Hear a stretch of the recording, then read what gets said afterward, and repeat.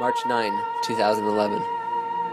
Near 1,000 of us from the community attend a 4.5-hour public session of the Board of Trustees meeting. Just 1 week sooner, I had been invited to this event by my former MJC instructors, on the heels of Modesto Junior College's announcement that they needed to make an $8 million emergency budget cut by the following 2011 fall semester. This on? My name is Kathleen Ennis, and I'm an alumna and a faculty member. Last week, the president said he came to this college not to tear it apart, but to build it. And I think that statement reveals a truth about the plan before you, that it is not simply an emergency plan devised to guide us through a crisis, but also in a very real way, a blueprint for the direction our president thinks this college ought to be headed. And you know, and I know everyone in this room knows better. We know we are in the midst of a crisis. We know cuts have to be made. We know we have to rethink and retool and re-energize some of our programs to align with a new economic reality. But we have processes in place, processes we've worked long and hard and collegially to develop for this rethinking, retooling, and re-energizing. Analyze the data where it's given, and where the data is not given, ask why it isn't given. And if you find yourself asking, there might be another way to do this, then I urge you to reject this plan and let's get to work. Let's combine our expertise, our experience, our creativity, and our love for MJC.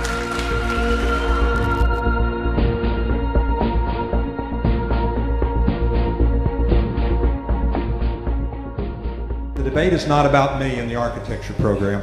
The debate is not about Jeremy Wilson and the engineering department.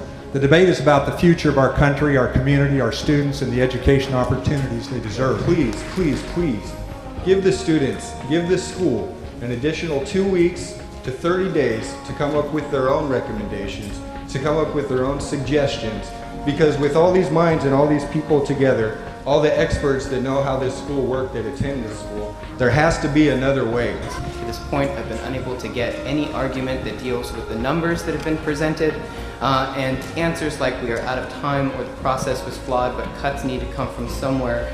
I just don't find them sufficient, and my students deserve a real answer. This week, I, along with some colleagues, went to the state capitol to meet with our local Republican legislators.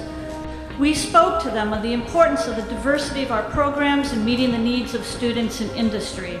And now tonight, I have the surreal experience of urging our own board to listen to the same message.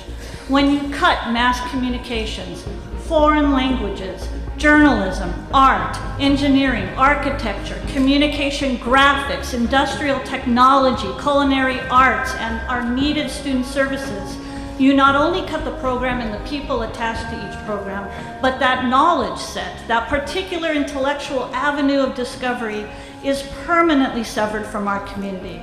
For too long, community colleges were underappreciated, underfunded, and misunderstood. Working with modest resources, community colleges now educate almost half of all college students. They're disrupting my future! I will disrupt their day! It is a remarkable record. No other system of higher education in the world does so much to provide access and second chance opportunities as our community colleges.